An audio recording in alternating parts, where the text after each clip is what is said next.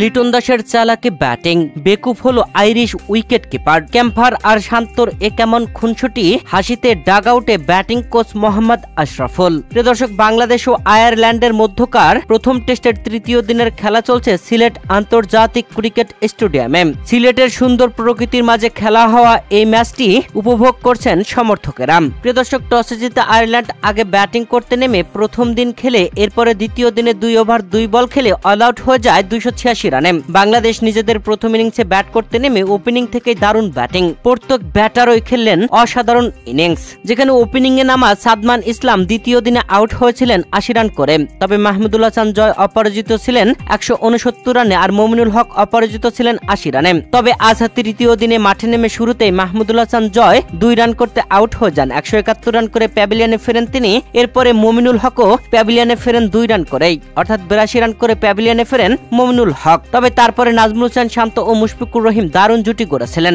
তবে মুশফিকুর রহিম ইনিংস বড় করতে পারেননি, 23 রান করেই প্যাভিলিয়নে ফেরেন তিনি। তবে এরপরে আসা লিটন দাসকে নিয়ে নাজমুল হোসেন শান্ত দারুণ খেলে তৃতীয় দিনের প্রথম সেশন শেষ করেছেন। বাংলাদেশ বড় লিডের পথে আগাচ্ছে। তবে মাঝে ঘটে গেল দুটি অবাক করা কাণ্ড, যেখানে দলীয় 99তম ওভারে বল করতে আসেন কার্টিস ক্যাম্পার। ক্যাম্পারের করা চতুর্থ বলটি সজোরে খেলেন নাজমুল হোসেন শান্ত। তবে ব্যাট না প্যাডে লেগেছে বোঝা যাচ্ছিল না। জোরালো আবেদন করেছিল আয়ারল্যান্ডের খেলোয়াড়রা, তবে আম্পায়ার নাকচ করেন। এরপরে নাজমুল হোসেন শান্ত ও বোলার কার্টিস ক্যাম্পারের মধ্যে আলোচনা হয়। এ সময় খুনসুটিতে মাতেন নাজমুল হোসেন শান্ত, হাসতেছিলেন কার্টিস ক্যাম্পারও। দারুণভাবে 50 হাঁকিয়েছেন নাজমুল হোসেন শান্ত।